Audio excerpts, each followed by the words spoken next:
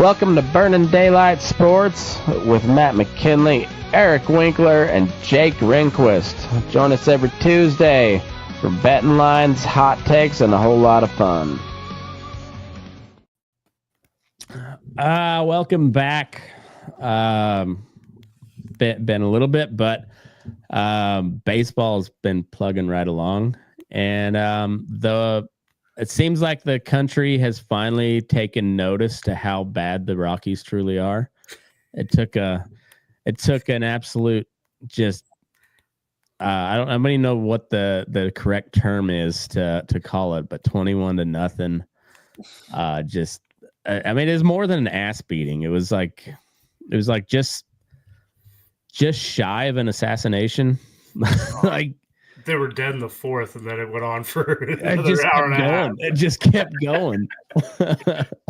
And it was like all of a sudden everybody's like, you look at the scoreboard and you're like 21-0. I mean, that's a bad football game. And like, no, this was baseball. Oh, and the Padres pitcher won a complete game too. Yeah. Complete game shutout. And it's almost like it didn't count because it was the Rockies, you know, and you can't take anything away from the guy, but you're just like, nobody's talking about that. Like that. Normally that'd be like topic of conversation. I didn't really even realize until after the game was over. Yeah, I didn't either. I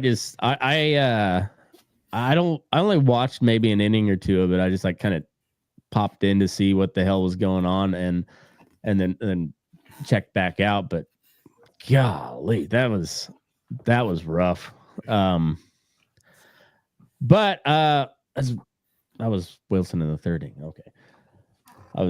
I just saw that too. It's like, again? I know. I was like, that's the same spot. Yeah, I just got back from the Tigers game. You got some baseball tonight, right? Yeah, they won 10-9 in the 11th. That was Báez a back and forth game. Yeah, it kept going back and forth the whole game. Báez had 2 home runs. He had one in the 6th, and then a 3-run walk-off in the 11th. Fuck yeah. He's looking so fun this year. He's hitting the ball. He's playing center field. Well, yeah. He looks like he's having fun again. It looks like he's enjoying baseball. Exactly. It's funny as I was watching that when he hit he hit the home run, because that was a 3-run, Jack, wasn't it? The second one. The walk off was 3-run. Yeah. Actually. Oh, Jay Wilson. Yeah, there you go. When a 2-run, man. We were just talking about a second home run, and there it goes. Fuck. Hell yeah. What is my delay? I think he's probably about to hit it. It's a 3-1 count. There we go. Okay, yeah. There's his second 2-run shot of the night. Sorry for ruining it. Yeah. That's spoiler alert next time. Yeah, I'm no like shit. 7.5 behind. I don't know. I tried changing the broadcast and it didn't do anything. So everything gets Wyoming a little late. So when he hit his first home run, Báez, the announcers on TV, they're just like, yeah, the season of Javi continues, and I was like, he's like making a real good case for comeback player of the year, and like I just thought that, and then they said it right after. I was like, fucking reading my mind. Yeah. And that one was a 3-run too. Hell yeah! So Javi Báez with 6 RBIs on the day.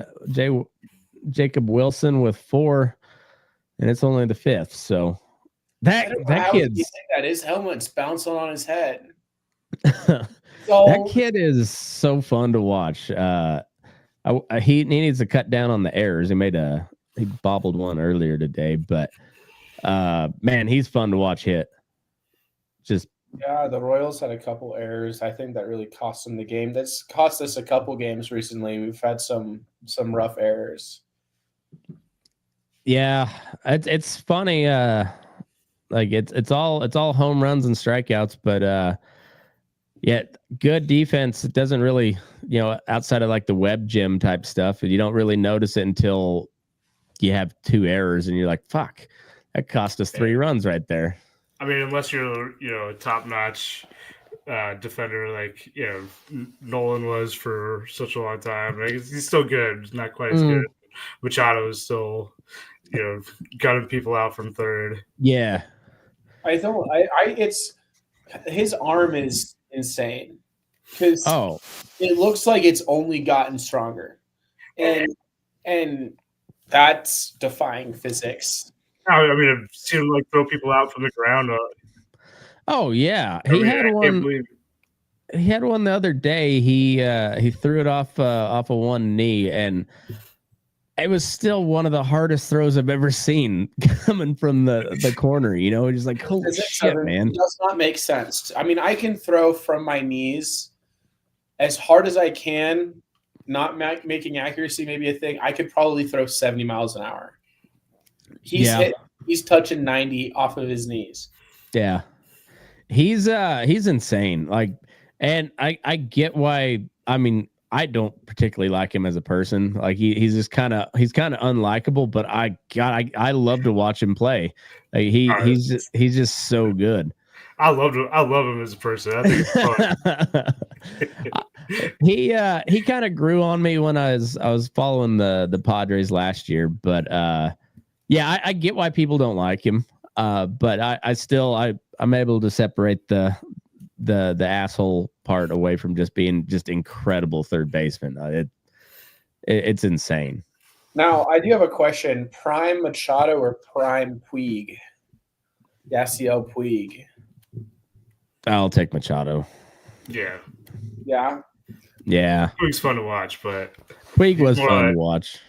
He's more like Manny Ramirez than Manny Machado. Speaking of which, I sent that meme today about Rafael Devers just being the next incarnation of Manny being Manny, because like, you think about it, it's pretty true. Like, yeah, I mean, I think we should talk about that a little bit too. Yeah, because so they asked him to play first base because of injury to I forget who it was, but they asked him to play after telling him you're not going to play in the field all year. Yeah, they told him to throw your glove away. Yeah, and I think both sides did a pretty shitty job of figure this one out.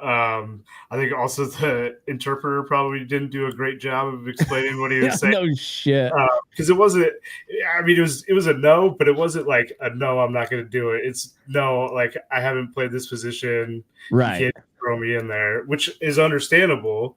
Yeah. And I think they should have. There should have been a whole lot more behind the scenes. Well, before, this gets out. And they kind of did him dirty when they signed Bregman, because it sounded like there wasn't a whole lot of communication before that, because he was starting third baseman, and then they bring in Bregman, which understandably why Bregman signed there. It's understandable why the Sox wanted him. He fucking rakes at Fenway, and he's an elite third baseman too. Yeah, exactly. But I mean, in the offseason, there's, some chatter about him playing second base and stuff like that.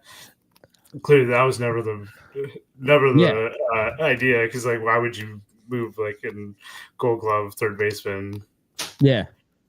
Off of third base to play Devers is a terrible third baseman. Right. But I think, he probably should have been a little bit more accepting, at least in the media. Yeah. But I guess he's just kind of a little frustrated in general there. I can kind of see that too. Like, where you're like, no, I mean, I'm your guy. I've been at third base. I'm third baseman. And, they asked him in spring training. He's like, I play third base. And the Sox are like, here's the thing. Not really. You're not really good at it. Yeah. And we got a guy who's better, so we're gonna put him at third base. And I don't know. It seemed like that was I don't think there's any good guys in that scenario. Like, I think so. Devers was handled it like an asshole, and I think the Red Sox management handled it like handled it like a bunch of assholes. And I mean, they kind of set him up for it anyway. Yeah, exactly. So I'm by default, I'm just I take the player side because I'm like, yeah, that's what I'm there to watch. Nobody's there to watch the general managers. It's that being said, it's kind of hard to root for either side of that equation. They're both kind of a bunch of assholes. And but you look at it, and Rafael Devers is raking again, and he's his OPS is like 888. So like, whatever, fuck it, just let him do his thing. Went down a little bit after today. Did he strike out a bunch today? I think he went 0 for 4. Oof. Bregman had a home run, but he got booed hard. Did he really? Oh yeah, especially in Detroit, because Detroit was probably the second runner-up for his getting him. Oh yeah, that's right. Yeah, they were in the running for him, right? Yeah, I think they put their offer was either the same amount of money or maybe a little bit more than Boston, but Boston had like 2 less years on the contract. So yeah, obviously you go with the higher value for about the same money, but people in Detroit are still salty about it. Oh. If I was Bud Black, I'd be salty as fuck right now. Yeah, he got paid, and everybody who knows ball knows that he could be the best manager in history. Whatever the old guy, Casey Stengel is what. Dave Roberts said. I don't think Casey Stengel could manage a winning season there. Yeah, it's not his fault. Honest to God, any team that signs him is going to have a great coach, is going to have a great manager, a great leader. Yeah. Or he could retire. I mean, he had a great career. He took the Rockies to the playoffs. I mean, he took the Rockies to the playoffs. That alone. Mm-hmm. That alone. That's like Baker Mayfield getting the Cleveland Browns to the playoffs. Yeah. You got the Rockies to the playoffs. Well, I've always been a fan of Bud Black, like even before he came to the Rockies. Like I like Bud Black. But before the game where they lost 21-0, they gave him all their confidence. We got your back, buddy. And then they fired him right after the game. And you're like, oh, okay, so now you're still on pace to lose 137 games. And nothing has changed, really.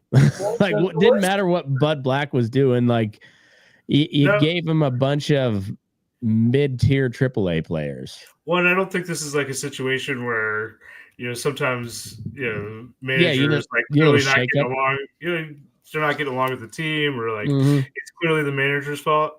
I'm pretty sure all the Rockies like Bud Black. If they're not, and this isn't going to like motivate them to play any better. Well, like if it's like the Monforts or Dick Monfort's trying to figure out how to make the fan base hate him more. Well, and it's while we're still averaging, over 30,000 people per game to show how they watch.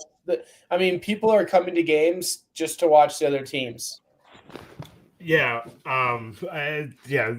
they really set him up for failure and scapegoated him out. And like you said, it's not going to change when you keep getting these huge crowds. No, every week, every single weekend. I mean, they have no incentive to do any better, and now it's just like for me, I'm actively rooting for them to lose. I want them to be the worst team ever, and then do it again next year if they don't change. But I mean, they lost 101 games last year. That's what they ended up, and their only free agency signing was I don't even remember the guy's name, but he was a relief pitcher that was of no notable significance at all. And that was their only free agency signing. They don't want to win. I love seeing some of the conspiracy theories about it being thrown around, like how they're trying to tank and make a push to move to the American League West so they don't have to compete with the Dodgers for salary wise. But then who's gonna switch over to the NL West? I see. That's the part that it's like how a lot of switch it. Yeah, the A's are gonna go. The NL West is just California teams and the Diamondbacks. Yeah, I mean, Arizona leaves and the Angels come over. It's just NL West is just California. Yeah, I mean, yeah. So, but that sounded like a lot of like your crazy uncle conspiracies where they start with a conclusion and then they work back from there. or it's like the underpants gnomes where it's like they move to the AL West. And what happens after that? So some of that might make a little bit more sense, like them taking on purpose, or like the Monforts really like not putting together a team. If they played somewhere else like Tampa or like Oakland where there's no one showing up and they just want to tank this team and then either to sell it or to move the team, shed like a bunch of payroll. But honestly, they're still about like in the middle of the league for payroll. Right. It's not like they're not putting out money. They're just not getting the guys that they're not making good picks or free agency signings. And they're not developing their talent either. I mean, say what you will about the Dodgers payroll, but they got a great farm system too. And they develop their talent very well as going out and getting the best of the best at free agency. Like they just, how that works out long term for them money wise, I don't know, but it's hard to argue with what they're doing. Like they're being very smart about how they build a team. Yeah, and the Rockies aren't. And like, there's an Athletic article maybe like five years ago now that really just like just really shit all over the whole organization, but especially like the front office, and that they don't have like any of the new analytics guys that are feeling any other good organization that consistently develops in-house talent or picks up good free agents, and they're not using like any of that kind of analytics, and I'm sure that hasn't really changed that much. I can't imagine, because the guy that's GM now is just like the protege of the last shitty GM. So I was reading about him a little bit. It sounded like he was actually a pretty good scout. Did you think that maybe that would transfer over to being a good GM? And it hasn't. I don't understand it. They're just and I think it's a very good indicator of what sports are in the modern landscape, because it's no longer about what's best for the team is not what's best for like the Rockies. It's what's best for the front office. It's what's best for the owners. Yeah. Best for the team right now is to do what they're doing, because we're still showing up to watch games. I mean, Denver, for whatever reason, loves going to Rockies games the same way Oakland A's fans loved going to A's games in the Coliseum. Why change a quote-unquote good thing? Yeah. Because business-wise, what's broken? Nothing.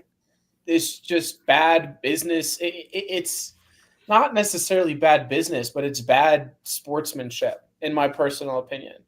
It's bad gamesmanship. And then, like on the A's side of things, and I'm not real familiar with the situation. I'm still getting caught up on a lot of it, but like there's plenty of shit to talk on John Fisher, but also that the fact that they're out of Oakland is almost strictly on the government for the city of Oakland. Like that mayor oversaw 3 professional teams leave over.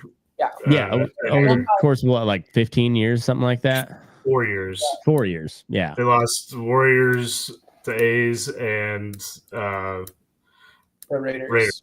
And then when they finally did offer something to the A's, it was already after the Nevada Assembly passed the bill to to build the stadium, which is not going to cost the taxpayer any sort of money except through sales tax. Like that's literally all we don't have a state income tax here anyways. So like it was just it was that well, he wouldn't have taken that deal. He wanted to move that team anyways, no matter what. Right. I think that's right. But he gave him a way better option and would have, there's no cost to the team to build a new stadium, whatever. There's no reason he would have ever stayed in Oakland.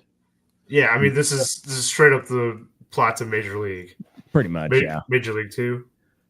Major League. I think it's Major League. Yeah, it's Major League 1. Yeah. This is take the team, stop doing any repair to the facilities. Yep. Just make it a terrible place for anyone want to go watch a game or play. If Monfort wants to move the team, where would the Rockies even go? Nashville. Nashville's a terrible sports town. I think so too, but it's a pretty big city now. It is. There's a lot of stuff going on, and there's not really anything that close. Any major league team that close there? And Atlanta, no state tax. St. Louis.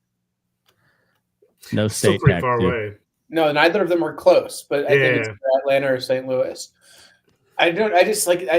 The Rockies have such a passionate fan base that it doesn't matter. We know we suck, right? It's exciting when we win a game, and people just want to be there to watch us. Well, we scored a run, and I was like, "Oh my god, we scored a run!" We lost 4-1 to the Rangers today, but the Rockies still scored. Yeah, well, the funny thing is that they beat the Padres 9-4 after getting beat 21-0. Yeah, it's like they need to do. I mean, Dick Monfort's not openly racist and doesn't have any policies that I know of that are actively doing irreparable harm to his employees, like Dan Snyder out with the Commanders. But maybe we should plant some evidence. MLB to be like, no, this is all bad. You need to sell the team. Force him to sell like the Clippers. I don't. You think Dick Monfort and Jerry Jones have regular conversations about strategy? I don't know. I mean, at least Jerry tries. Jerry does try. He doesn't know what he's doing most of the time, but he tries. They're just so bad. Like the A's are a game above 500, and I'm fucking thrilled. Like to the point where I'm actually kind of like I'm pissed when they lose close games now. Like where. It was honestly the Rockies was the reason I stopped watching baseball for a while, because I was like, I'm not going to pay for the MLB package to watch the Rockies lose. It made my transition over to the Tigers really easy. It's funny how many of and so like we were talking, we're kind of day one Rockies fans, like me and you guys are literally day one Rockies. Yeah, I was 1 year late. Yeah. But either way, like it was 7 years old when I was born. It's been, I've been a fan since day one, and it's just like I'll never not be a fan, but I'm just not investing anything into them. I just like it's if they ever decide to do good, I'll put the old CR back on and I still like it. I'm an A's guy now. Like it's just that is what it is. I wore a Rockies hat to the Tigers game when they were here last year. I went to all 3 games, and one of them wore a Rockies hat. Hell yeah! If they lose 130, I'll buy a City Connect hat. Awesome. That's because last year it was my deal was if they made 10 wins by Mother's Day, I'd buy a hat, and they barely made it. Didn't make it this year, so like the only way I'm buying anything Rockies related this year is if they break the all-time record, but not just break it, but like smash it. I want 130. 130 or bust. 130 or bust. And if they do, I'll buy a City Connect hat. It's wild because the White Sox might be as bad this year as they were last year. And doesn't even matter. They have the same record through the same amount of games as they did last year. And nobody fucking cares because the Rockies are going to lose 130 fucking games. Yep. The White Sox could lose one more game than they did last year, and it's not going to matter. No. Their record's going to be broken by 15 fucking games. It's like that poor guy from the Padres whose name we don't know that threw a complete game shutout. Doesn't count because it was a 21-0 blowout.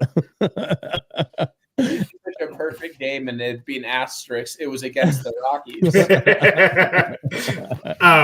I think they've thrown 2 shutouts against the Rockies this year. Fuck, Kurt's. I don't know. They used to. I mean, the Padres used to be cursed against the Rockies. The Rockies could always come on wins against the Padres. I don't know what witch they hired in the front office on the offseason, but it worked. It's something. Definitely. Something with Tatis. Tatis has been doing some voodoo. He's on a tear this year, so absolutely. He got into some voodoo, and that unjinxed him from the Rockies. All right, so before we get off the Rockies completely here, so someone in one of my group chats asked, if when you're talking about like relegation in baseball, and if like the best AAA team would be better than the Rockies, they said absolutely not. I don't think so. I don't think there's any way. But then I got to thinking like, maybe like one of the AFL teams, Arizona Fall League. Yeah, maybe. Teams, it's kind of like the all-star team for like the minors. Maybe. I do have a question. What about if we made an all-star team of the best players? So you had like Jack Caglione. You've got it's like the futures game or something like that. Yeah, I think the Wilson's 3 for 3 are a better team than the Rockies. And honestly, I don't know who's the best the best AAA team. I think it might give the Rockies a run for their money. The Tigers were winning their division. I don't know if it's Pacific Coast League. It's either the D-backs, A's, or whoever Sugarland is. I forget who they're affiliated with. But the Aces are pretty good. It was Sugarland. Who is Sugarland Space Cowboys? They are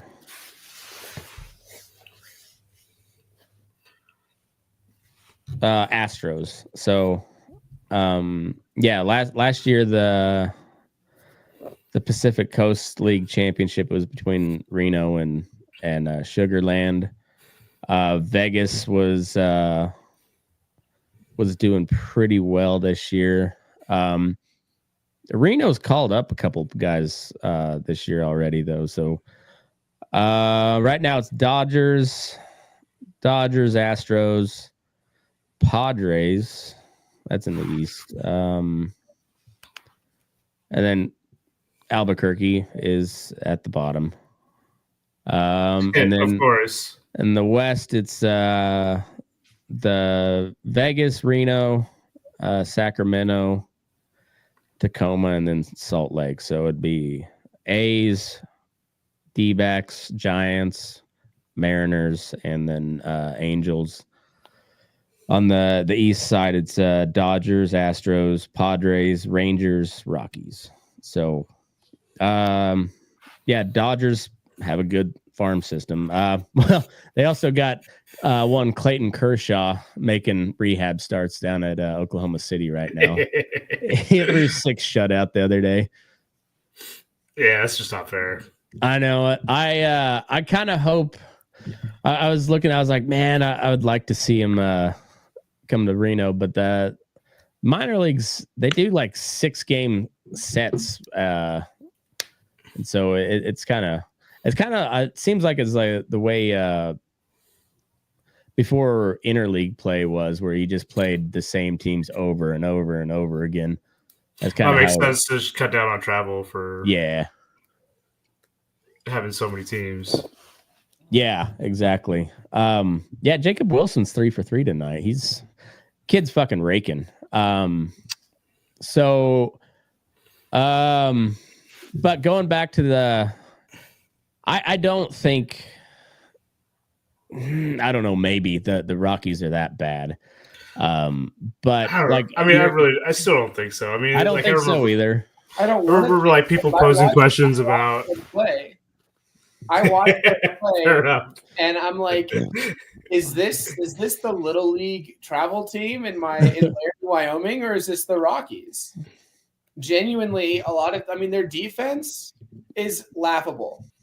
They have 0 hitters. Their best qualified pitcher, and this is telling, their best pitcher ERA wise is Jacob Stallings, the catcher.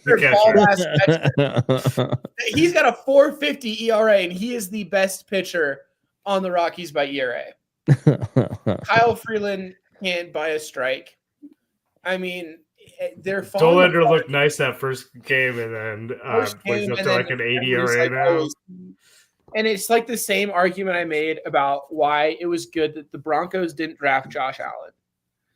If the Broncos at that time drafted Josh Allen, Josh Allen wouldn't be Josh Allen. Chase Dollander could have been the next Paul Skeens. He could have been the next coming of the SEC pitcher. And instead of Todd Helton, he's looking, I don't know, like Joe Milton III. In terms of being a Tennessee product.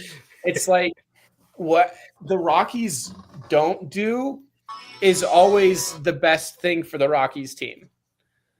They don't get new pitchers. Okay, well, we're still showing up 30,000 strong to watch us shove, minor league pitchers. I mean, Chase Dollander should not be called up yet.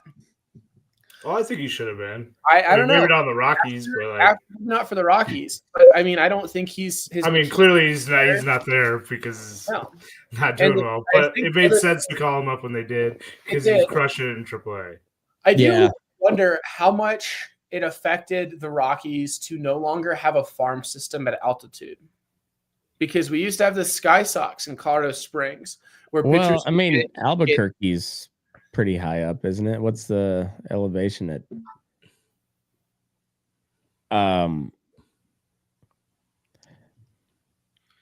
Okay, 5,300. Okay, so Albuquerque is high. Yeah, that's on me.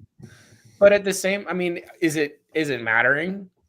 No. I mean, Charlie Condon doesn't look like he's doing shit, and he's their next highest prospect besides Chase Dollander.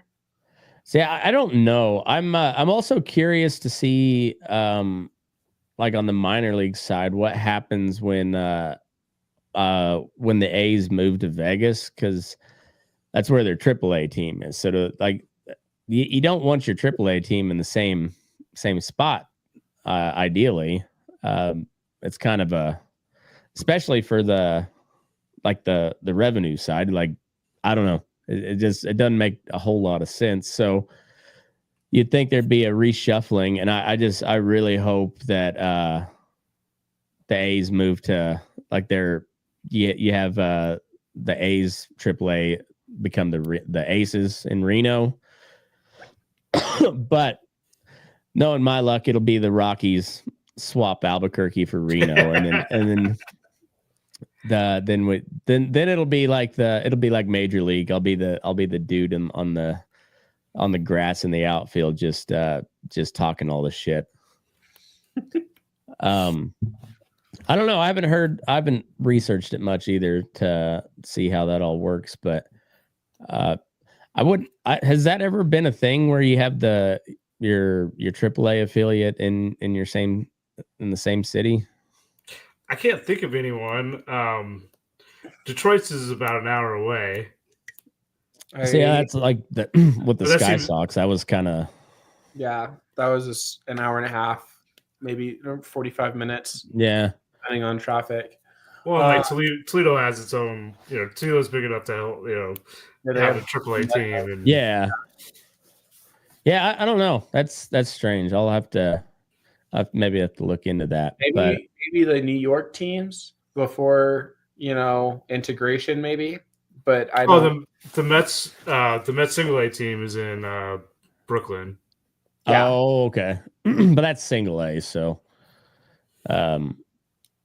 Yeah. Okay. And I guess like the Phillies have the Fighting Phils in Reading, which is like 30 minutes north. Okay. Is that a AAA? No, the Lehigh Valley Iron Pigs are the AAA, and that's like also in the same region right there. Yeah, I don't know Pennsylvania very well at all. So I've been to Philly once, but my cousin pitched there, so I studied it extensively. I was kind of in that corner of like Ohio, Pennsylvania, West Virginia, right in that region right there. But that was back when I was in 4th grade. All of Philly's teams are right around Philly. Okay. That kind of makes sense, though. They've been around a long time. Yeah, Lakewood is in New Jersey. That's their single A team, the Claws. But now they're like the Jersey Shore Blue Claws. But yeah, they're in Lakewood, New Jersey, which is just along the highway. And everything's just tiny over there. So, Skubal's last start, what did he strike out? 13, 12 or 13. 12 I can't or 13, remember. right? Yeah. But he did carry a perfect game into the 6th. Yeah. And but he went 7 shutout, right? Or did he give up 1? No, he gave up 1. I gave up 1. Yeah. I watched that whole. He was just dealing. God, he looked good. And so he ended up after that game like with 51 strikeouts for the year to 50. Well, no. So I think he had a stretch of, I think if you take out his first 2 starts, so maybe the next 6 starts, he had 50 strikeouts to 1 walk and gave up 4 runs over a 6-game stretch. That's wild. Yeah.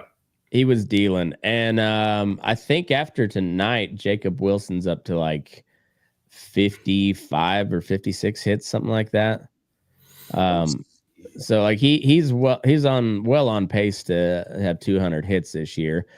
And we posed this question the other day after just comparing some stats. Good job on the double play. Springs went 6, gave up 1. That's a 1-run ball. That's a really, really good performance for Springs. He's that dude's pretty nails after like the 2nd inning, but the first 2 innings are rough for him usually, and he got through him with 1 run today. Like, I'll take it. Nice. But yeah, we were kind of chatting back and forth after the Skubal, and then Wilson. Skubal's at 60 strikeouts right now. 60 strikeouts. And Wilson's, I think he's at like 56 hits. Team stats. Didn't want.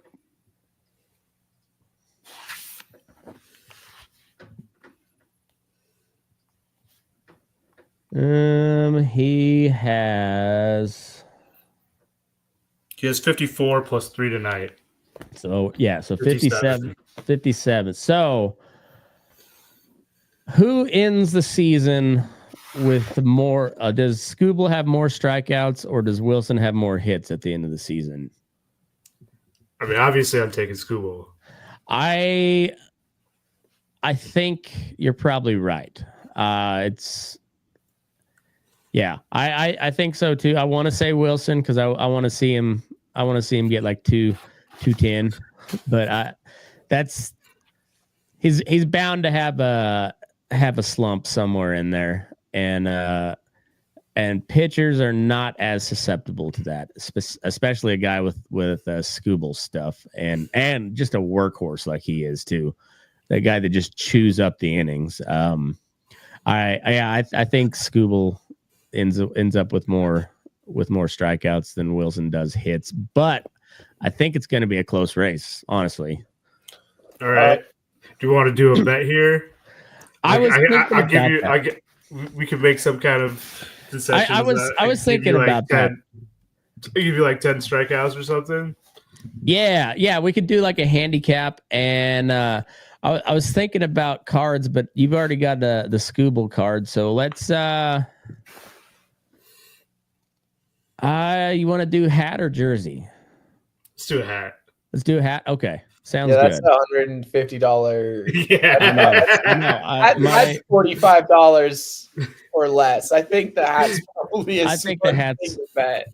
I think the hat's a better deal. I know the price of the jerseys too, because I was my niece was wanting a Jacob Wilson or a Tatis jersey, and I was like, I might be able to do that. And I looked at my maybe I might have to sell something first. Last year I wanted a MacArthur jersey. That's my cousin, and they were selling it for $400. $399 for a MacArthur jersey. Oof. Not even like the authentic, this is the nicest one that they have. No, like the replica jersey was. Replica was a $400. God damn. So this one, I did not get one. This one's the Detroit Tigers, Detroit Stars. They're for Negro League weekend. I bought this at a garage sale. They do like a end of the year sale every year, and so like this is an actual like authenticated one. I don't know, it's got like the little switchers. Yeah, so I think this one was like $100. It's one of the on-field ones. Oh, that's nice. That's awesome. Yeah. I wish I was close enough to Casey to be able to see if they had that kind of thing. Yeah, so I try and get a jersey there like every year or two. Like I got most of the jerseys there are people who've left the team or retired or something. So like this one doesn't have a name on it. I got like the Jackie Robinson Day 42 with no name on it. Like those are nice. Awesome. Those are easy ones, and that was like a game worn one too. I like that. I kind of like that anyways, because once a year you're gonna be matching the team, and then if there's no name on the back, who cares? You can just wear that every year too. And fuck it, Jackie Robinson was the man, so that's awesome. We were away for that game, but I went up to the bar and I had my jersey on and I got a Jackie Robinson hat and some shoes. Yeah. So everyone's like, yeah, that's nice. And they're like, all right. Hell yeah. We're next week we're going to Sacramento. We got the Angels, and hopefully Trout's back on the field. I don't think he will be, but I'm hoping so. I was checking his status today, and they said late May, and I was like, well, how late? Because it's probably going to be like the next series after they leave town. That's too bad, man. I hope you get to see him. I do too, especially because we're in on Home Run Hill there in right field. So like we're gonna, if he plays, we're gonna actually be able to see him play.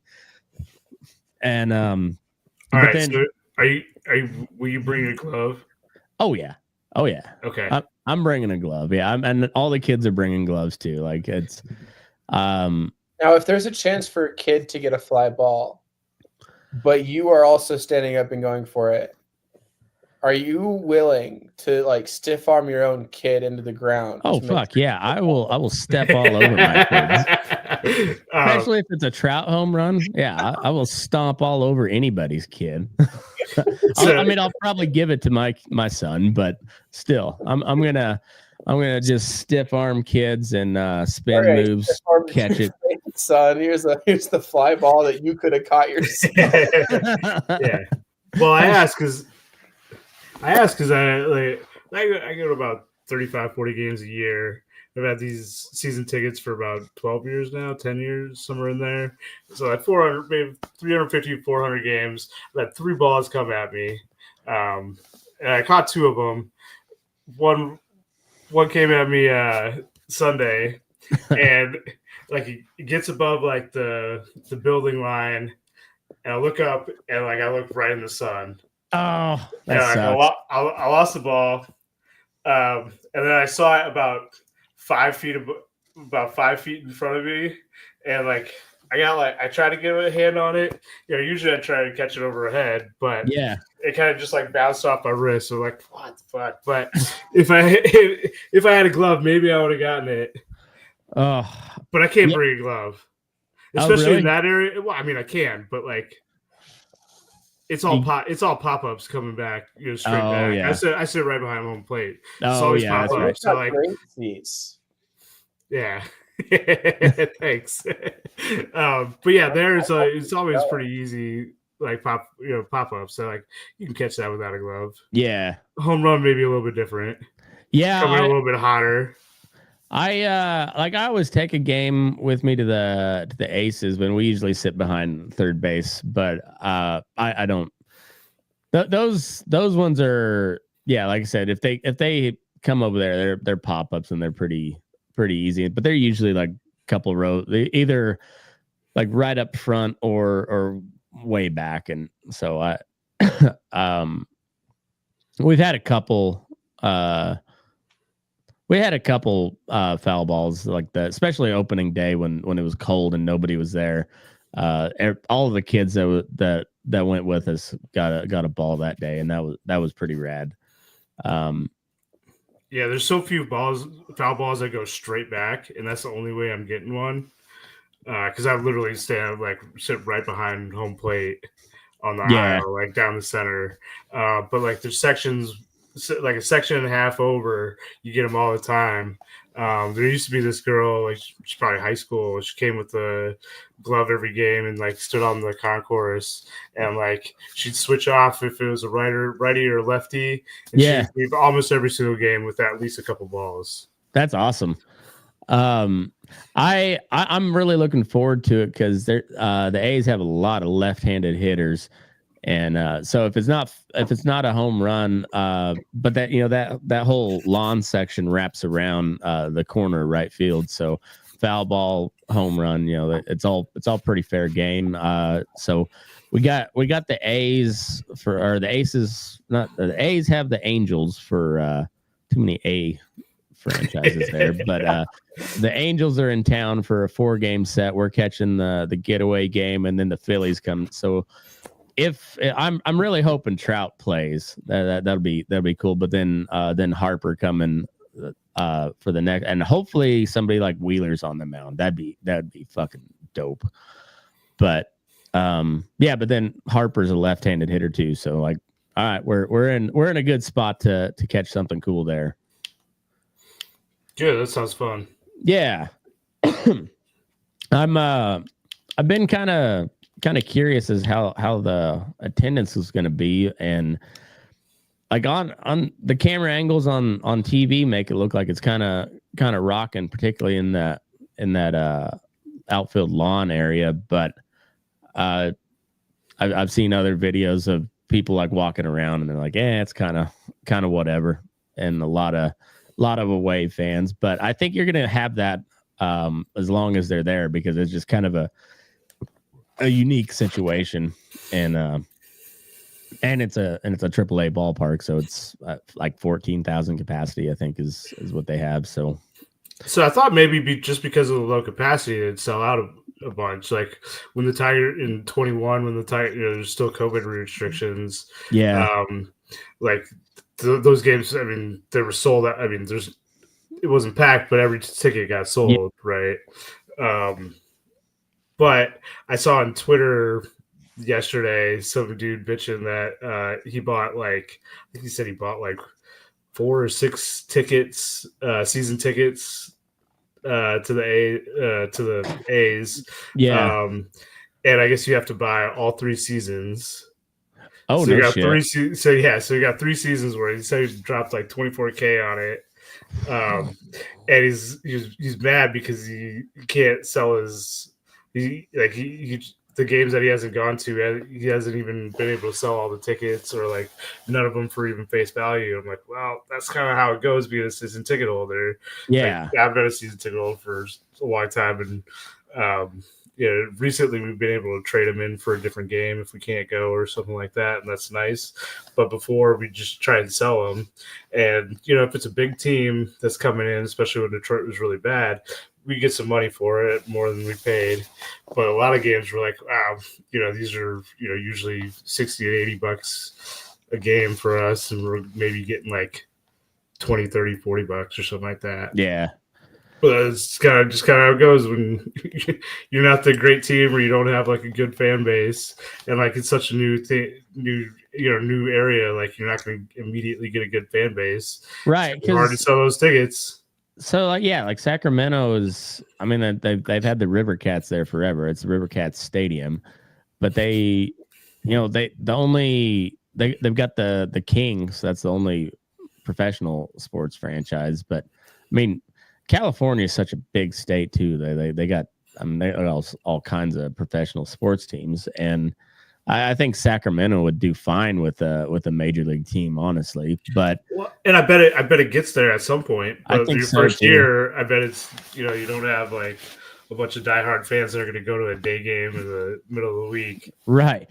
But they're a couple hours outside of the Bay Area, so you kind of have a split fan base between naturally just between the A's, Giants and Dodgers, and then the handful of Padres and Angels fans that are up in there. But like it's kind of a neutral fan base, or that there's it kind of just depends on how you grew up on as to who you're a fan of, and when you're from that Central Valley area. So I don't know, but I think I mean the A's are like legit kind of a playoff contender at the moment, and so like they're and you got guys like me who that for the next 3 years, that's my closest major league team, so I'm going to take advantage of it. And they're moving to I'm actually going to be bummed when they move to Vegas, because it's going to be a longer trip for me than Sacramento. So I'll probably end up like reverting back to going to more Aces games than going to Major League, but I'll still watch the A's. But I think you're gonna, and I think they're trying to do a pretty good job of like capturing that kind of in between market, and particularly Nevada, where we don't, I guess until the Raiders moved here a couple of years ago, we didn't have a professional sports team, or the Knights, then the Raiders, and now the A's are coming. So it's starting to get that way, but it's a nice little in between spot for me personally, anyways. And I'm gonna try to take advantage of it, especially where I got on their ticket list, or their text list, 9 a.m. every home game. They put up the lawn tickets for $25, and like, all right, well, I'll drive 3 hours to go sit on the lawn for $25 and watch big league ball. I'm not opposed to that at all. And especially, it sounds like a fun experience, actually. Just sit on the lawn, right?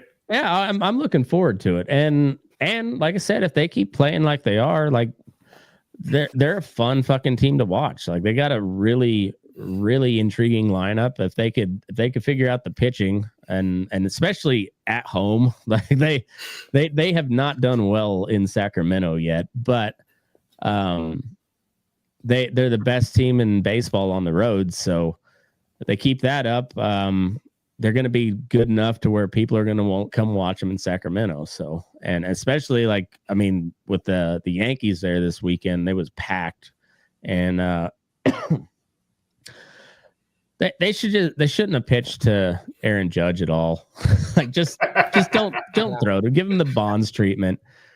He about like knocked down the left field wall his first hit, his opening at bat of that series. I think it was 114 off the bat, and just like thudded off the left field wall. Whew. Yeah, it was just a piss missile.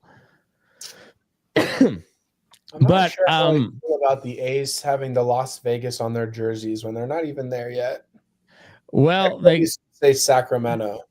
Well, because I don't know why, but they got a Sacramento. That's the only thing that says Sacramento is the patch on the hats, I think. Yeah. But yeah, they got the Vegas patch on the sleeve. I don't know, but I don't mind. Is the Vegas patch a sponsorship patch? I don't know. I think it must be. It might be. I was just thinking, because like the Dodgers, they have the LA, but the sponsorship patch for the Dodgers is on the right sleeve. Same with the A's Las Vegas patch. So it might just be that the city of Las Vegas is sponsoring. Yeah, and then they got the on the jerseys, like one is your home logo or like your team logo, and the other arm is your sponsorship logo. Yeah, so the only thing that you can get that says Sacramento athletics wise is that one patch on the sleeve. I think maybe they have it on the hat too, but yeah, it's just the patch that says Sacramento and it's got the bridge. But well, that makes more sense, because that's a ugly ass logo. If they changed their logo to that, I'd be up and off. Oh, I know. Somebody, I was listening to the call-in show after the game the other day, and they're like, they need to change it to like the Las Vegas Gamblers or something. And the guy's like, the Athletics have been around since 1903. You don't give They're like the fourth highest winning team in MLB history. They're one of the originals. And they kept their name when they moved to Oakland. The Kansas City and then Oakland, yeah. Oh yeah, I forgot about Kansas City. Yeah, yeah. So the Monarchs are the ones that turn into the Royals. Yep. Which I think is some of the coolest histories that. It's a Negro League team that turned into. Oh, I didn't realize that. Yeah. I think, it was the Monarchs, because it was the Athletics was the white people team. Yeah, because it was Philly. The Athletics were in Philly, and then they moved to Kansas City, and then to Oakland, and then now Sacramento, and then Vegas. They're the probably the movingest franchise in baseball. If not the Colts of the MLB. But yeah, they've kept the same logo. I think they changed when they were in Kansas City. They were royal blue, but I don't know what they were when they were in Philly. But yeah, they've kept the same general logo and mascot or the team name the whole way through. It's such a great logo too. Oh, it's a clean they have some of the cleanest, like outside of the Yankees, like it's tough to beat the pinstripes. It really is. Like that it's sharp. But like Detroit's got a great old school, like clean logo. St. Louis same way. Detroit logo. Old English T. Yeah. Classic. I think I've got a design for the Burnin Daylight New Era hats. It's going to be San Diego colors, but BD, and then the Rising Sun logo in the back. So I like that. Awesome. I gotta find a place to make them that I don't have to order like a dozen of them. I'm not opposed to ordering a dozen of them at some point, but I want to get just one for the crew first, and make sure they look. But I think they're gonna look pretty sick. Oh, there we go, Kurtz. That was his first banger. I hit a home run. I switched it over to the Mariners. Yeah, that was. We're talking about how I was telling you earlier that the A's, I think their best chance of making the playoffs is winning the division.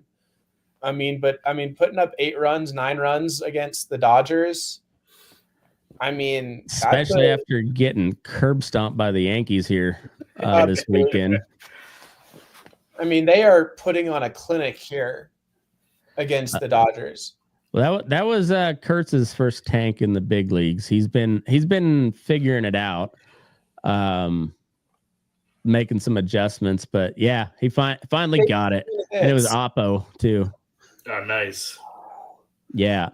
I'm gonna run take a leak, and then let's get into kind of the division races. If you guys, that sounds good to you guys. We're sounds great. Right about an hour, so we'll be right back, folks.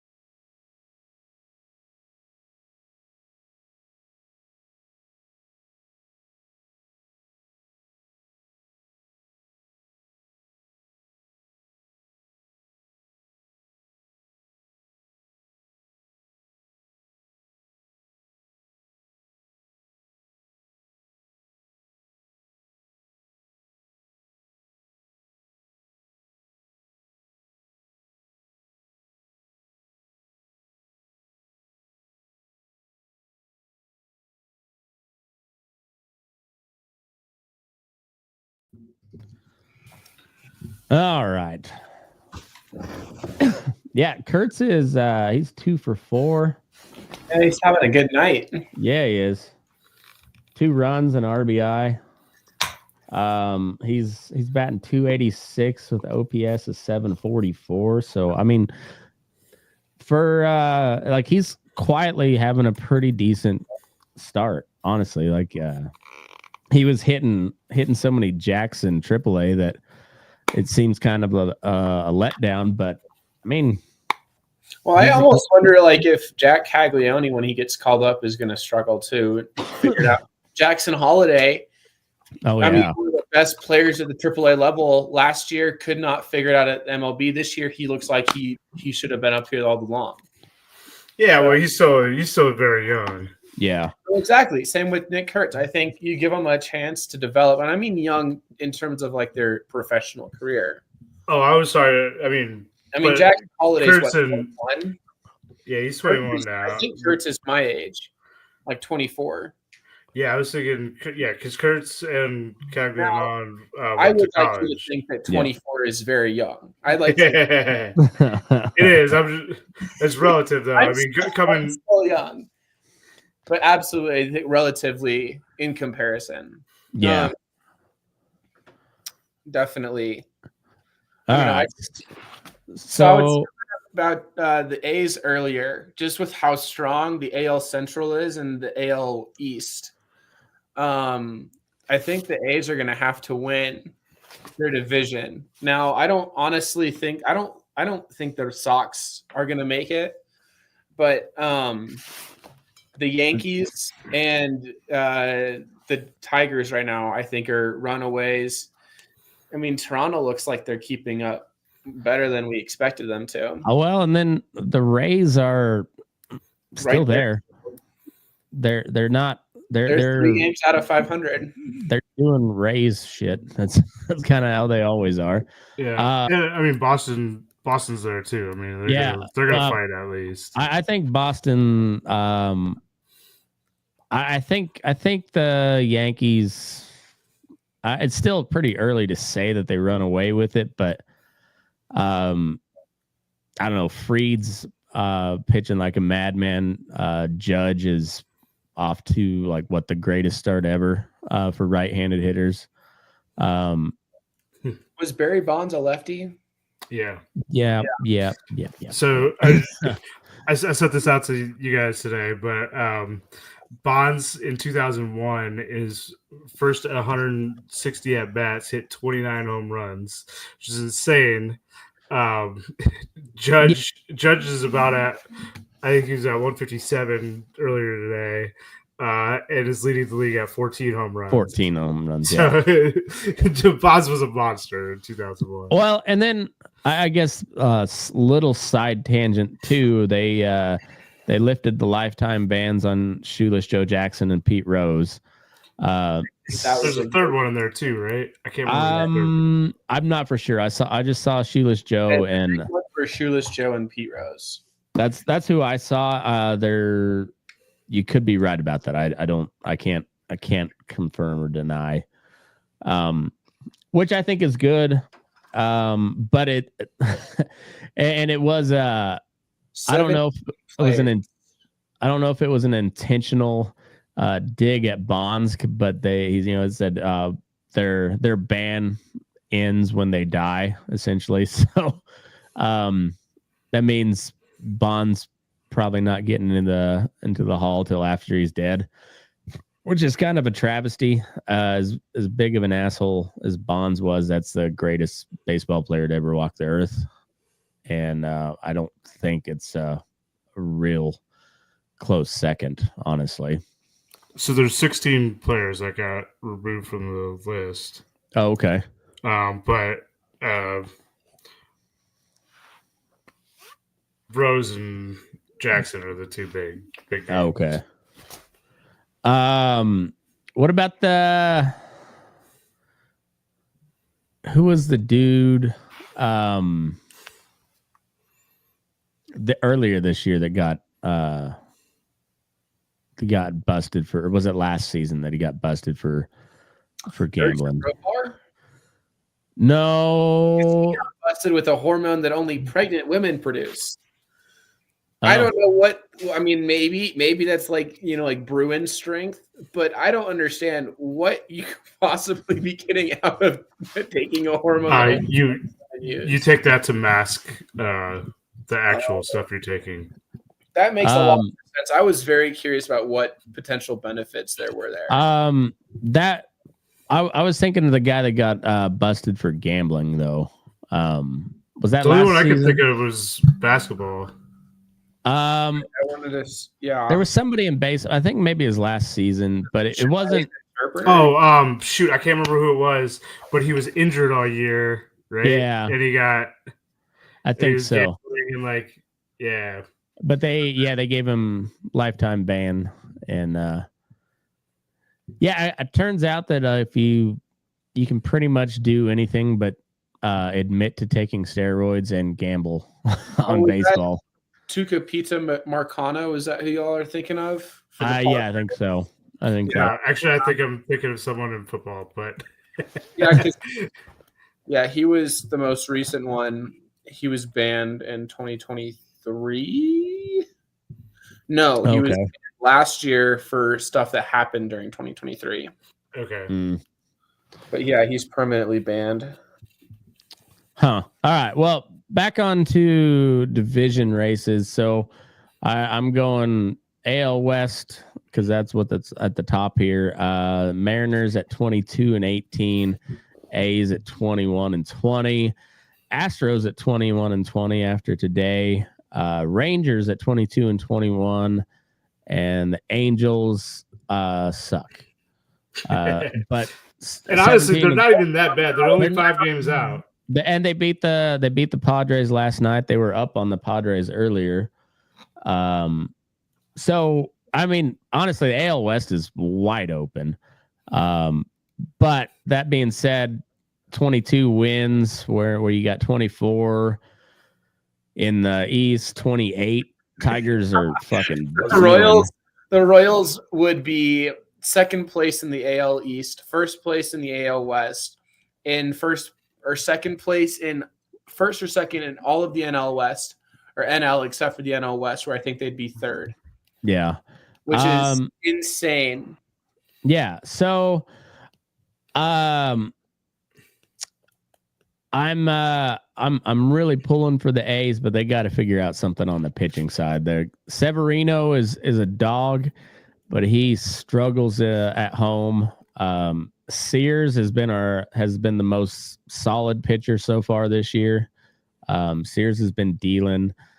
Springs, if he can figure out how to get out of the first inning without giving up a run, he's pretty nails after that.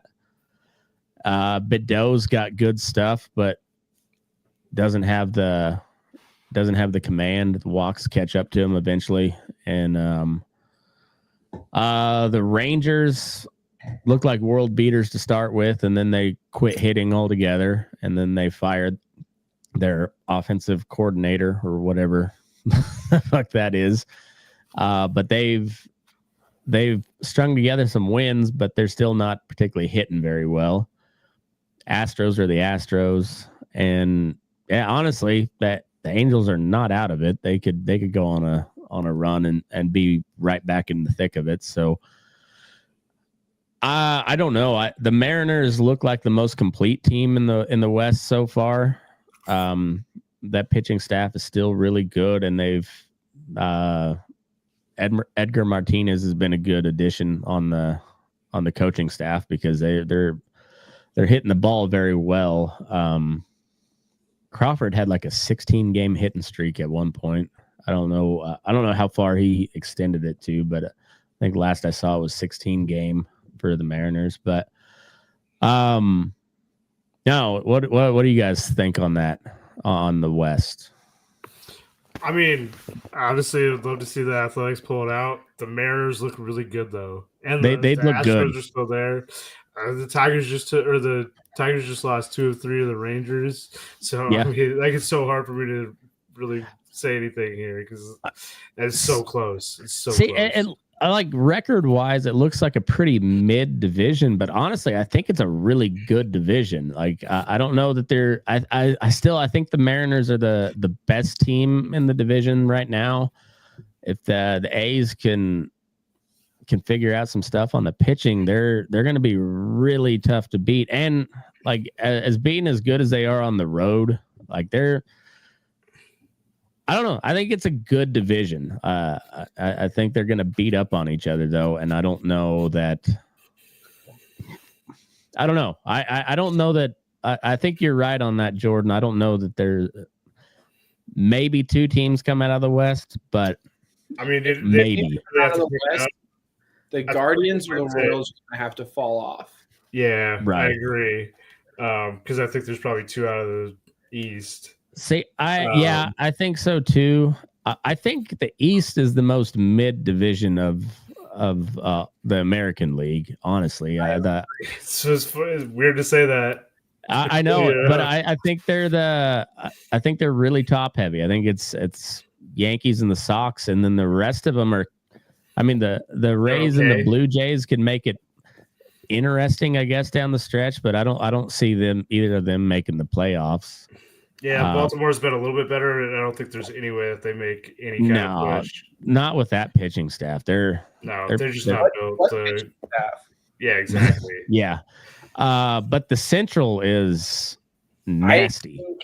I would think that. So if the Guardians fall off, or the Royals, because I honestly think the Tigers are the most complete team in baseball, at least for sure in the American League.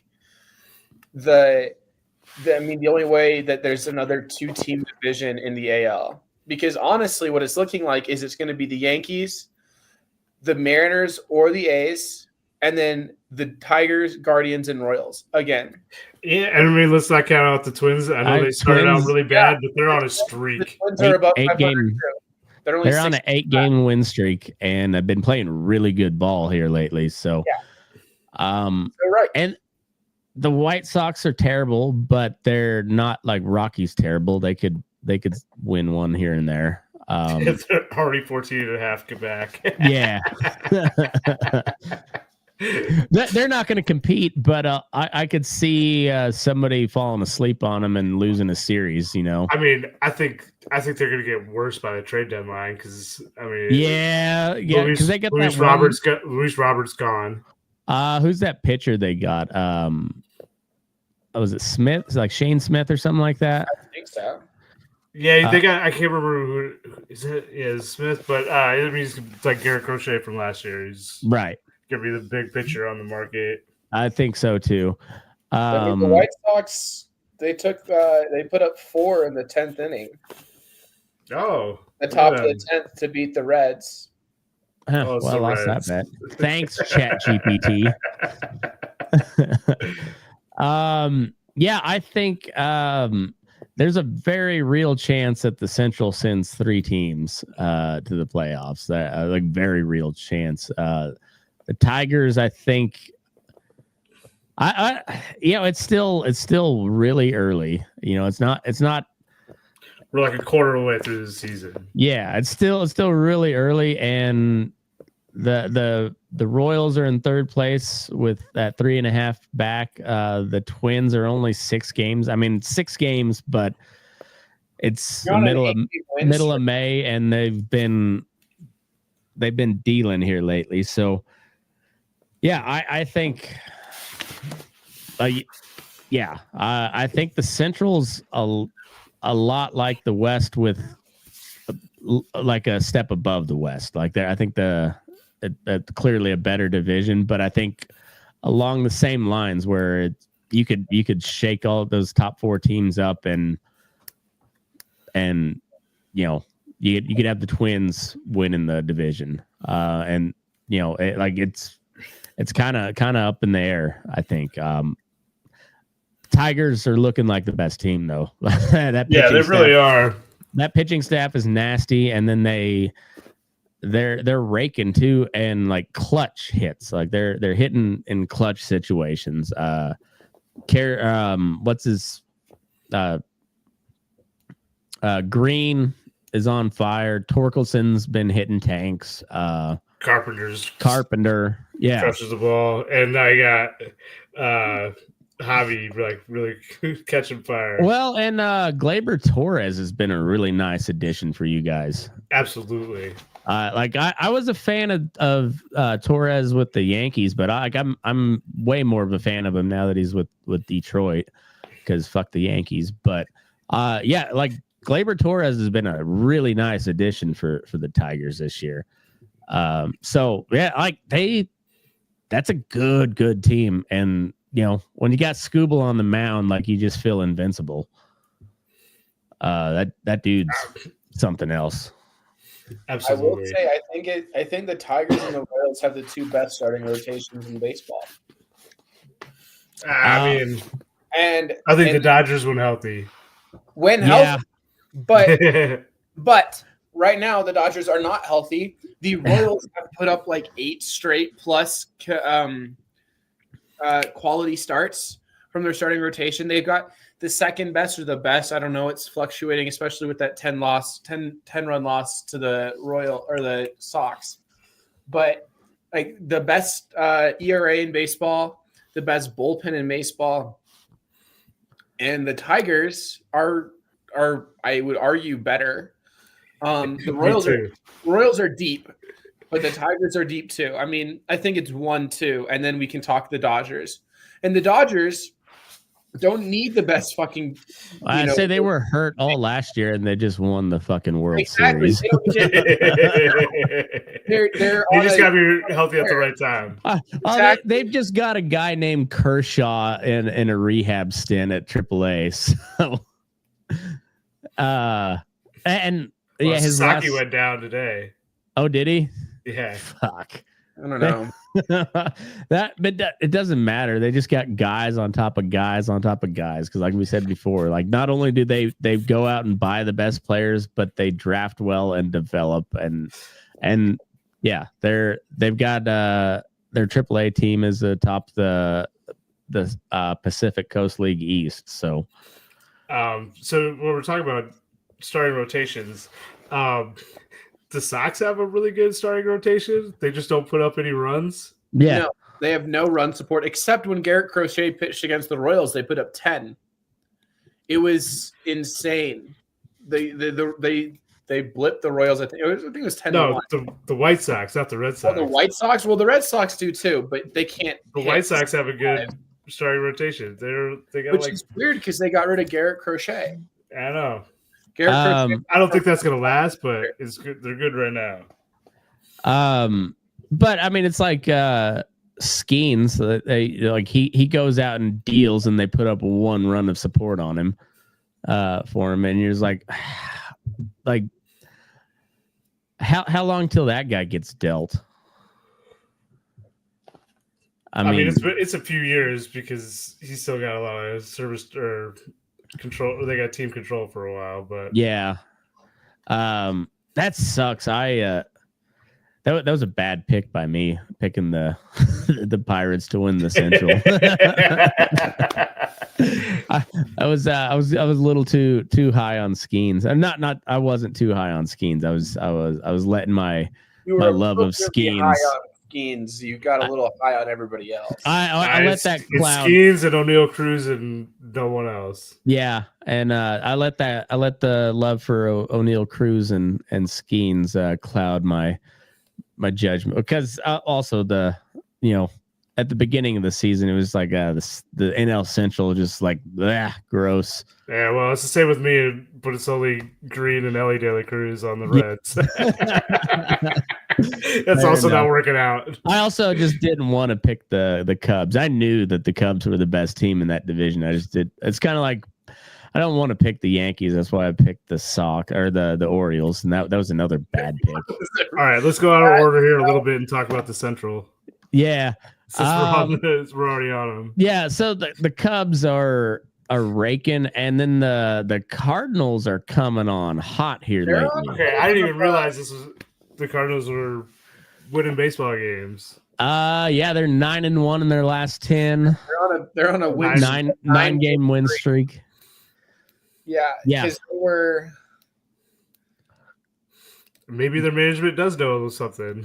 I mean, I thought they made some really bad moves, like demoting some people that probably should be up, not bringing up the right people, but apparently it's working out for them. Yeah, I don't know. They're coming on, so they're only a game and a half back of the Cubs, who like lit the world on fire to start the year. But I wouldn't even say they've come back down to earth. I think the Cardinals have just been playing their fucking ass off here lately.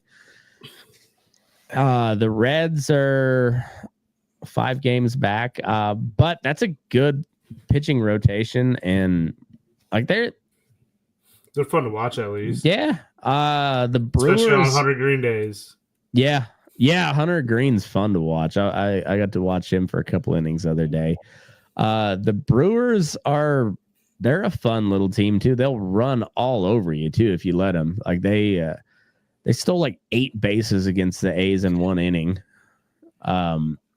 Which that was a lot on the pitcher, obviously, but still, that's a lot of stolen bases. And then, the Pirates again. It's Skeens and O'Neill Cruz, and that's it. 11 games back, and not looking like much anything's going to happen there.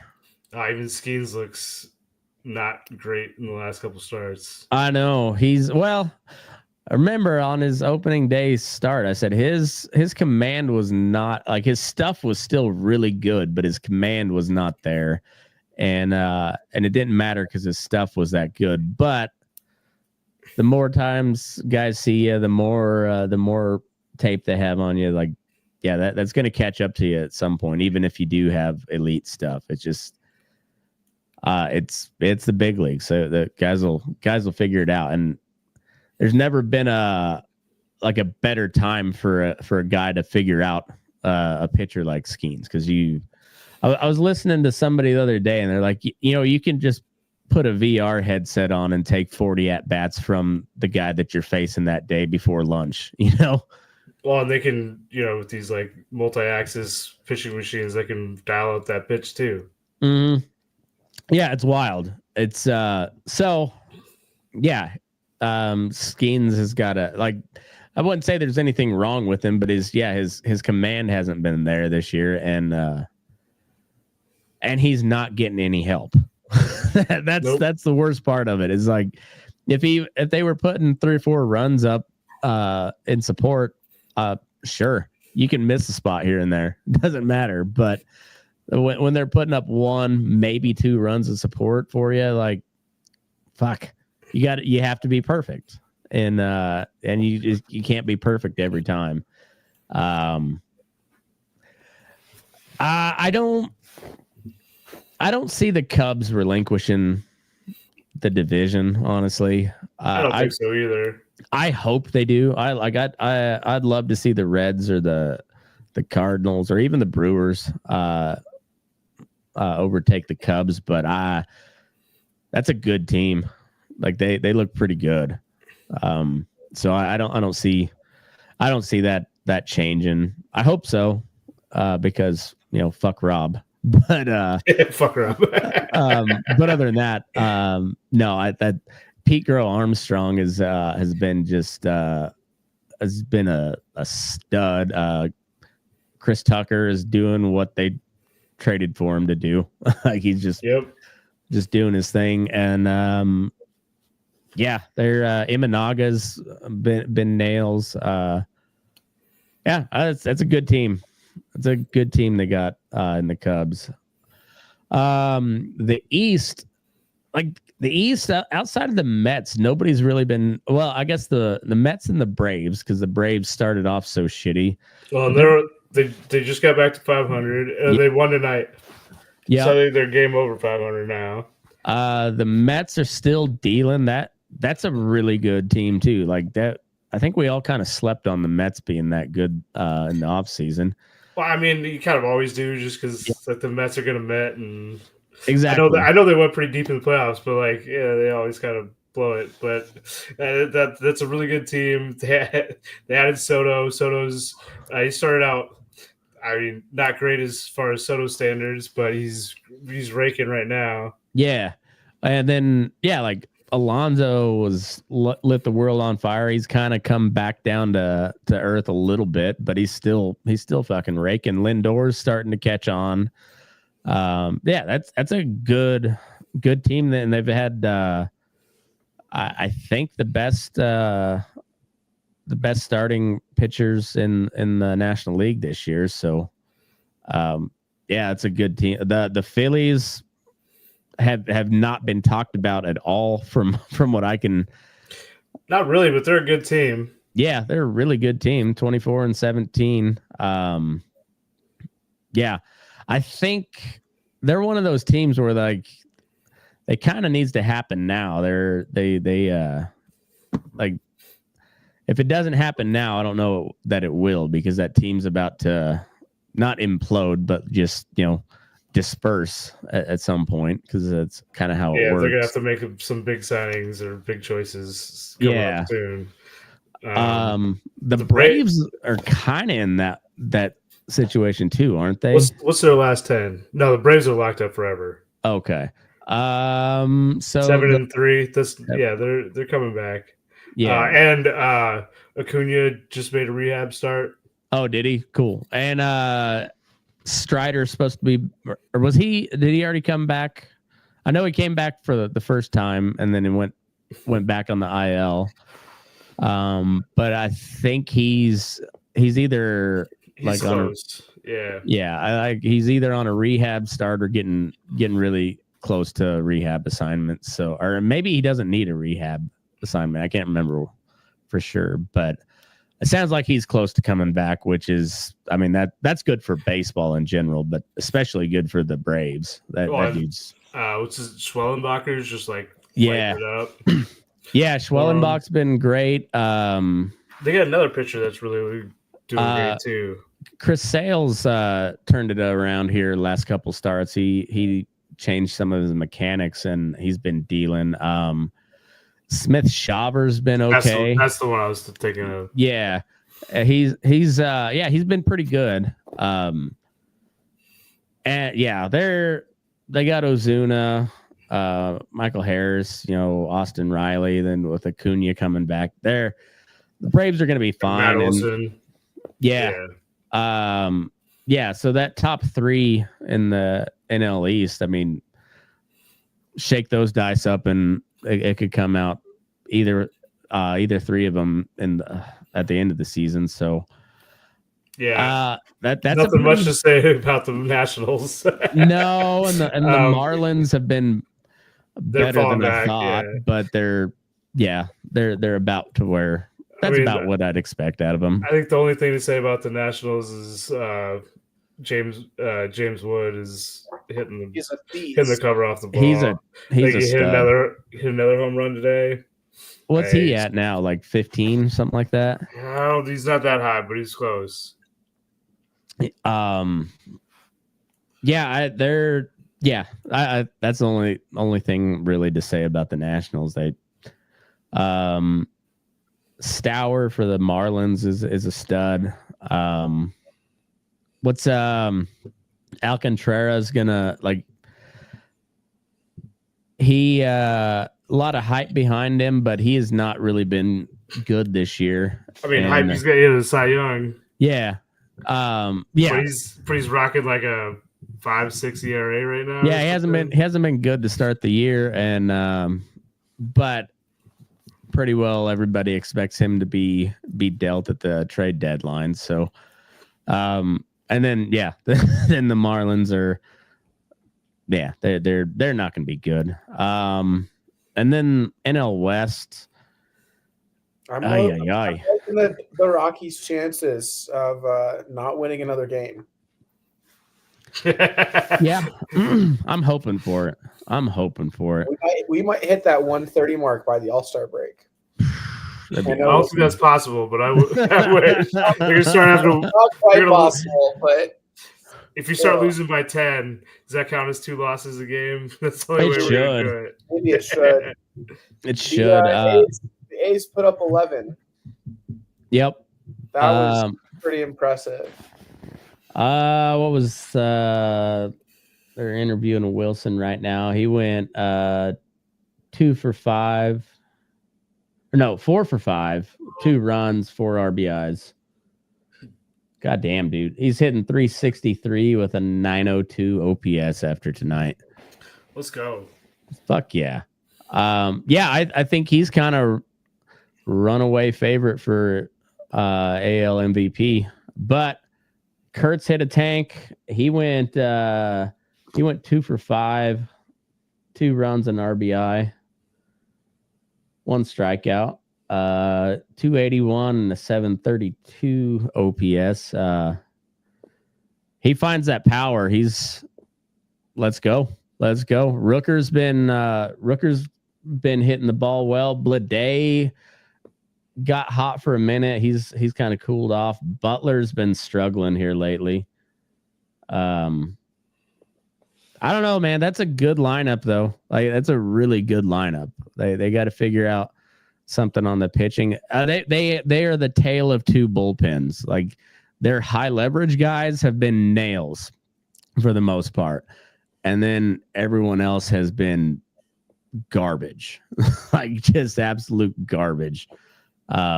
Sterner, Ferguson, and Miller have been good. And they sent what's his name, Noah something, Murdoch. They sent him back down to AAA, but he's a Rule 5 guy, so I'm not sure exactly what that means, but I know that he is available on waivers then. Yeah, and then they got him from the Royals, so like the Royals have a chance to take him back, I guess, if he clears waivers. I don't know. I'm not sure exactly how that works. There's a lot of those roster rules in baseball that I don't have a clue. Man, talking about like tail of two bullpens is for San Diego, it's just Ranger Suarez. He's either amazing or he gives up 4 in the 9th for you. The rest of their bullpen is nails. Yeah, and he's great when he's on. Right. But then he every 5th or 6th appearance he blows up. Yeah. He either just implodes in spectacular fashion or he's unhittable. It's wild. Mason Miller, I was a little worried about him because he was pretty rocky, and he got the save in one of them, but it wasn't real pretty. And then he blew a save against the Mariners, but then he came in the other night against the Yankees and had a 5-out save. And like, all right, so dig deep, big fella, and love to see it because when he's on, he's one of the best closers in baseball. He's straight gas, and then he's got a nasty slider. He's got a nasty changeup. He's a good pitcher. Definitely. So I'm glad to see there. I was beginning to worry that something might be off with him physically, but seems like he's still good to go. I just had a little case of the yips for a minute, and but then the A's, the way they've been playing, where they either get blown out or they're ahead by enough where he doesn't have a save situation. So he hasn't been getting a ton of work either. So all right. So to round out the show, I got one more thing before. Do you? So okay, just real quick. I think you asked about it maybe after our last pod, and someone else asked me offline about like Pythagorean win losses. Okay, yeah. So I was just going to talk about it just real quick. So it's just a like sabermetric kind of idea about projecting like a win-loss based on run differentials. And so the way you calculate it is you take your runs scored squared divided by the sum of your runs scored squared plus the runs allowed squared. Okay. And that's going to give you a percentage, and then just multiply it by the games you have, and that gives you like your expected wins. And then you And it's just like an interesting way to kind of see like, if you kind of take just based on the runs, like where you should be, and usually it's pretty close. However, historically, I think the best way to project that or like fit that against historical data is instead of using a exponent of 2, use 1.86 or 1.83 for each of those. So it kind of just brings it towards the center a little bit more. But it's interesting, and like kind of like how we've seen some like really big blowout wins like in the last week. It really kind of shows like, all right, if you're playing a bad team, you should be blowing them out. So and you get hurt really bad if you do get blown out. See that, and that's what and it kind of all falls in because like and you look at the A's, they blow out a lot of teams, particularly bad teams, and then they get blown out quite a bit too. Yeah, and that's kind of going to mean that you're going to end up kind of around 500, which is what they are. Exactly what they are. So then you get like the Tigers, who I think kind of got beat up a little bit by the Rangers, but generally they've been blown out teams, and they've been blown out to teams that they should be blown out. Right. And they haven't really been giving up a ton, so they have a huge run differential, and that's a good indicator that you're a good team.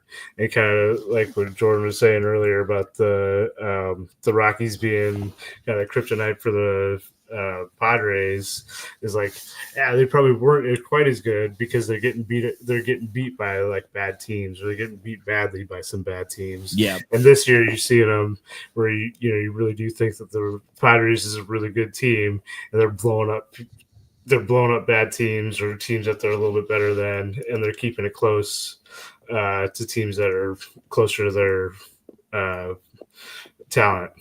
Yeah. Well, and then you sticking with the Padres, like you take a guy like Cease, who's not had a particularly great year, but that's a really good pitcher. And once he's dialed in, then you got Pivetta and Cease and King all in that starting rotation. That's scary.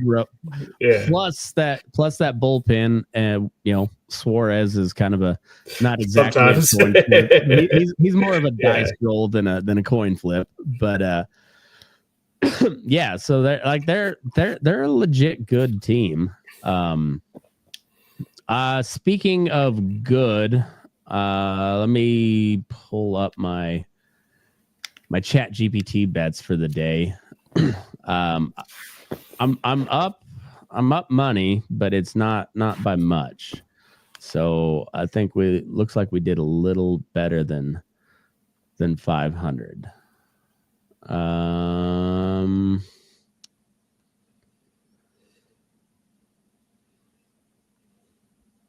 We got one bet out still. The Yankees and the Mariners are in extras, tied at 1.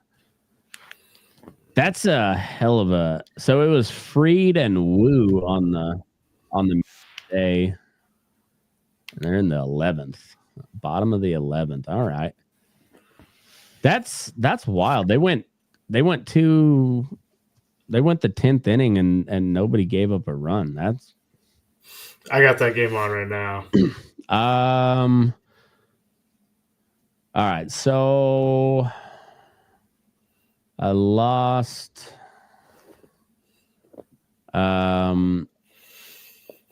I did under 4 for the first 5. Diamondbacks, Giants. It was Robbie Ray and Brandon Pfaadt on the mound. I thought for sure that, and in Oracle Pitchers Park, you'd think that would have been a solid pick. Nope, they did not. So lost that one. A's won. Actually, Chat GPT said to fade the A's, and I can't do it. But anyways, A's, I got that one at a plus 143. Cubs, I took them to cover the half run on the first 5. They lost that. Over 5.5 for the Padres team total. They won that. Tatis with the walk-off bomb in the ninth. Hell yeah. I took the Diamondbacks straight up. They lost that. Rangers -1.5 against the Rockies, won that. So let's see. That was 1, 2, 3, 4, 4 and 3 on 1, 2, 3.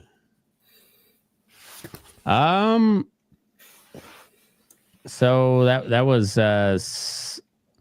6 for 8. 1. That's not terrible.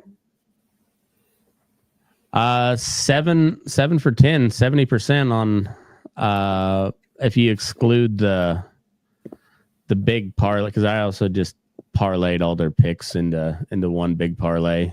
So it was a $1 bet that would have paid out at 500. Not expecting. Yeah, that's a pretty good parlay if you pulled out. Yeah, but yeah. So 7 out of 10 ain't bad. But I have noticed, and there we go. The Mariners walk it off. Damn it.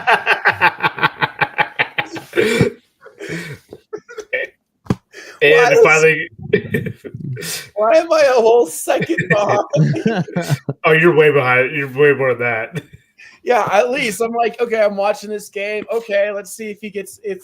Oh, that is okay. JP Crawford. That's 2 games in a row that have been loyal. Yeah. So I've been kind of playing around with turning ChatGPT into a degenerate gambler here the last couple of days, and what I've determined is that you have to be very specific when you ask them to make your picks for the day. Like you have to upload the odds, and you have to upload the lineups, because otherwise it talks a bunch of shit like hell yeah brother, we'll then it'll give picks, and it'll be like and I was like any player props you think for the day, and they're like Christian Walker going against so and so, and I was like, well, both that starting pitcher and Christian Walker on different teams now. They sent they created a graphic, and it still had Manny Machado on the Orioles, which he hasn't been there for close to 10 years now. Not quite that, but yeah, it's been a while. Like a little bit over 6 years, but yeah, I'd say rounded up, it's to 10. You know, like if we're going on the 5 basis this decade, right? So, and then I forget there was another one. But so you have to be real specific if you're asking them for betting data, and you got to be real for sure on who, particularly like baseball, who's going, because they could give you a really like well thought out reason explanation why you should make this bet based on somebody who's no longer on the team. You don't give them the accurate lineups and starting matchup or starting pitchers and everything.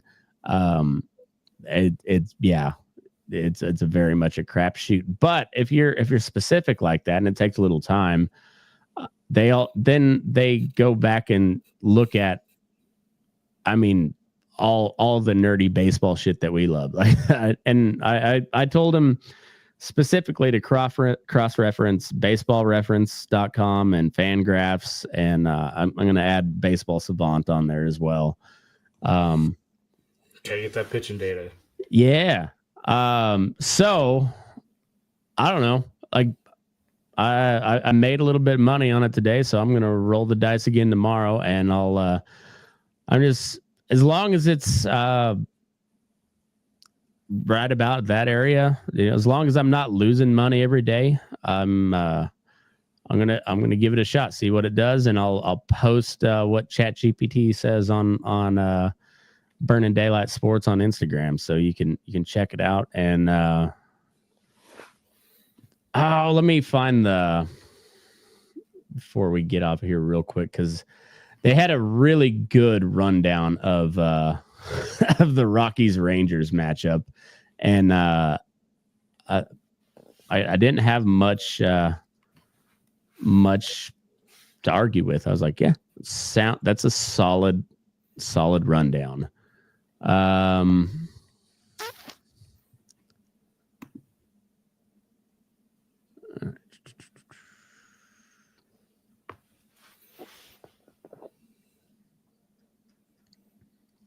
But yeah, you gotta be real specific. And so it said here's the raw, honest breakdown of the Rockies versus Rangers matchup for today. It's a pitching matchup. It was Freeland, 0-5 with a 6.41 ERA, 30 strikeouts. Has been getting shelled all year. I'll pop it up on the screen.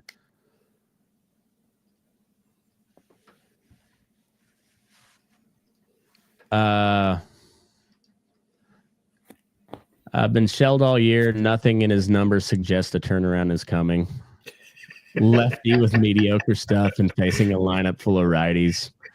He doesn't have mediocre stuff. Okay, the Rockies, he's got like the best shit since Ubaldo Jimenez. All right, don't do my boy Kyle like that. All right, he has been getting shelled all year. Nothing else is wrong. Not mediocre. Jack Leiter starting for Texas, 2-2 with the 5.09 ERA, 18 strikeouts. Rockies still raw. Target for confidence building. Still raw, but flashing potential. Rockies lineup is the ideal target for a confidence building outing. Home park gives him a slight edge, and he's not facing an offense that punishes mistakes. I mean, Ew. Rockies lineup is an OPS sinkhole. Trejo, Amador, Martini, Moniak, Tolia. It's a graveyard. Woof. The only real threats are Goodman with an 847 and Beck with an 866, respectively, OPS. Not a lot of patience or pop. They're aggressive early and don't walk much. I mean, none of it is wrong, and I think that's the worst part, is that they're spot on. ChatGPT is spot on with how awful the Rockies are. Yeah. Rangers lineup is Langford. That Wyatt Langford is a stud. Young had two homers in this game, so yeah, Langford's 842 OPS and Young can do damage. Garcia and Heim are slumping slightly, but still better than anyone on Colorado outside of Goodman. Simeon is struggling, always a threat to go off. Berger and Duran are essentially automatic outs right now. Wow. It's just relentless. Oh, it is. Betting angle, Rangers -1.5 is in play, but the Texas offense isn't exactly firing on all cylinders either. Under 8.5 is risky because Freeland can implode, but the Rockies offense might not contribute at all. First 5 for the Rangers, -0.5 could be cleaner if you're fading Freeland and don't want bullpen volatility. Their pick is the Rangers first 5 -0.5. Freeland is just too hittable, and even an average 5 innings pitch from Leiter should give Texas a lead at the break. Rockies have scored 2 runs or fewer in 5 of Freeland's 7 starts. Like, it's a solid analysis for It just ripped the Rockies a new one. And every chance they got to make fun of the Rockies, ChatGPT was like, fuck Colorado, fuck Kyle Freeland, fuck everybody but Hunter Goodman and Jordan Beck. But also it didn't they didn't pull any punches on the Rangers either. No, they didn't, but there were a lot automatic more outs at this point. Yes, that is true.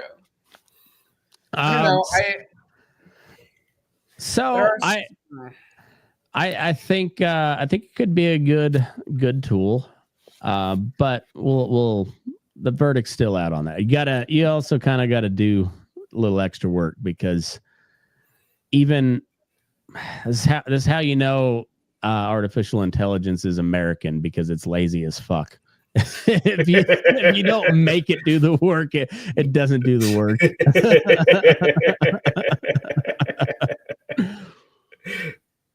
But all that being said, in my semi-autistic brain, I'm intrigued as fuck by it. So like, it's if it's gonna keep it winning me a little bit of money to play with, I'll give it some shots. It's batting a better average than the Colorado Rockies right now. So and slightly better than overall, slightly better than 500. So all right, let's go. Well, we'll go. But I yesterday was a bad day. Didn't do very well yesterday, but it did pretty good on Sunday. So it also turns out that baseball is just a weird sport and not all that predictable sometimes. Like even so, like when we were talking with the Rockies not having the advanced analytics, yeah, that's not a good sign on their part. But analytics don't tell you everything. They tell you a lot, and they can help you prepare for a lot. But at the end of the day, it's still a bunch of dudes playing baseball, and weird shit happens. A couple missed pitches can change outcomes drastically. 9-3, 9-4. Yeah. You might be one of the best teams in baseball. I mean, I think it was Bideau that started for the A's the other day and went like 5 1/3, 5 2/3 with giving up 1-run ball against the Yankees, and then they got shelled. And you're just like, fuck, Bideau got the loss, and he pitched a pretty good game. And that's how it goes. It's a weird sport. Unpredictable shit happens, but that's why we love it. Absolutely, fucking love it. Are the Nuggets gonna pull off this series? They've lost. Yeah, they're gonna win 2 in a row. So we'll see. Although Michael, I can't remember his name. Porter. Coach or Porter. Michael Porter Jr. has scored like 3 points in like 3 games this series. He's got a bum shoulder. Or they have to figure out how to replace that production. It's going to be hard.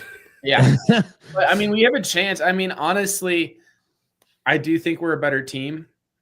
In terms of experience, maybe not on paper, but we've got a lot more playoff experience and a lot more veteran experience, and I think that does come down to matter.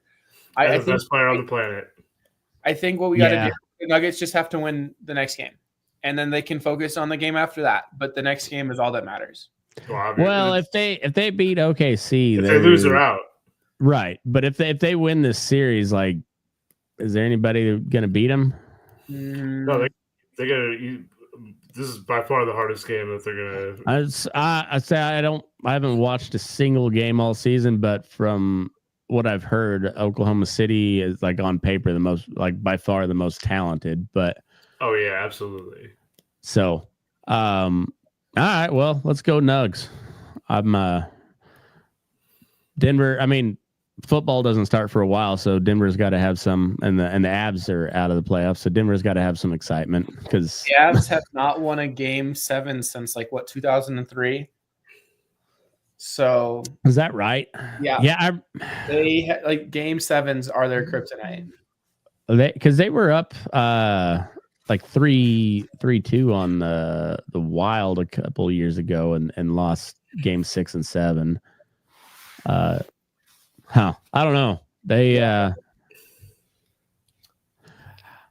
I hope they win. I might actually watch their next game, but I don't know. I've been just balls deep in baseball one way or the other, either watching it or coaching it. So I haven't had a time or the real desire to watch basketball, but let's go Nugs.